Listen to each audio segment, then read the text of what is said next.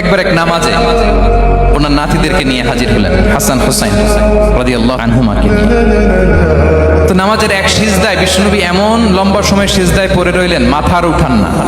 মুসল্লিরা তো অবাক, সাহাবারা ভাবলেন হায় রে, নবীজি অসুস্থ হয়ে গেলেন নাকি, অথবা ওহী নাজিল হলো নাকি। নামাজ শেষে সাহাবারা জিজ্ঞেস করলেন, ইয়া রাসূলুল্লাহ, আপনি কি অসুস্থ হয়েছেন নাকি ওহী নাজিল হচ্ছিল? এত লম্বা সিজদা দিতে তো কখন দেখি নাই।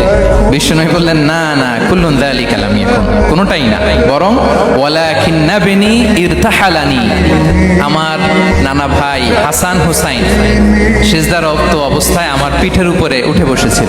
ফাকারিহতু আন উআজ্জিলাহু হাত্তা ইয়াকদিয়া হাজাতা, আমি উঠে গেলে তাদের ডিস্টার্ব হবে, এজন্য সিজদায় পড়েছিলাম। যতক্ষণ তাদের পিঠে উঠে খেলতে মনে চেয়েছে তারা খেলেছে, তারা নেমেছে, তারপরে সিজদা থেকে মাথা উঁচু করে দাঁড়িয়েছে।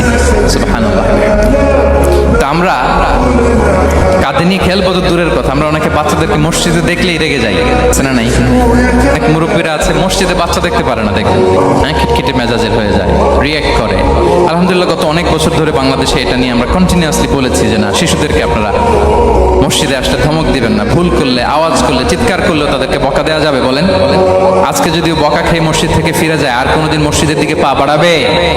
ও যাবে ক্লাবে, হ্যাঁ, ও যাবে গানের কনসার্টে, আর ফেরাতে পারবেন মসজিদে?